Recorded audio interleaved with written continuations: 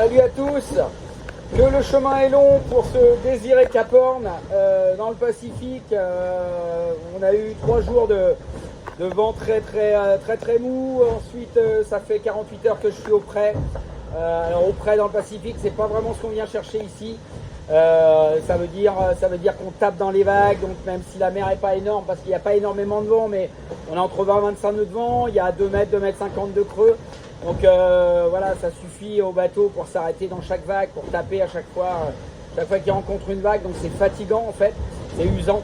Et on a hâte, j'ai hâte de voir le Cap Horn, mais c'est encore au moins une dizaine de jours de navigation.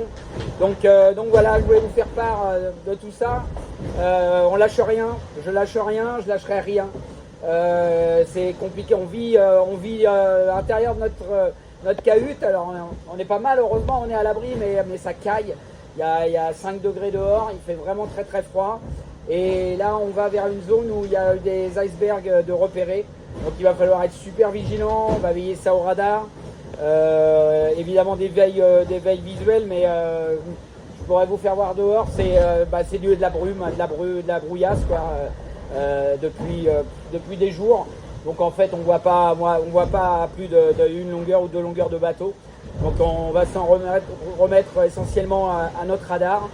Donc voilà, tout ça fait que psychologiquement c'est long, c'est difficile, mais ça on le sait. Mais voilà, on lâche rien. Je fais tout pour naviguer au mieux, pour arriver le plus vite possible d'une part au Cap Horn. Ça c'est déjà la première délivrance que je vais aller chercher.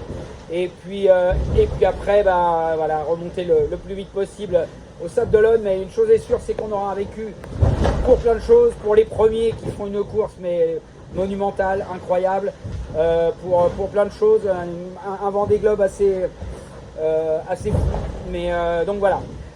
Allez, hâte d'aller voir le Cap Horn. Je vous dis à très bientôt. Je vous tiens aux nouvelles. Ciao, à bientôt.